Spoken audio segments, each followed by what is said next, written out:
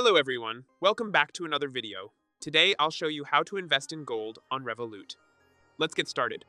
When you open your Revolut account, you'll land on the home screen. To buy gold, go to the Invest tab. Scroll down until you reach the Commodities section, since gold is listed as a commodity. Tap on Commodities and select Trade.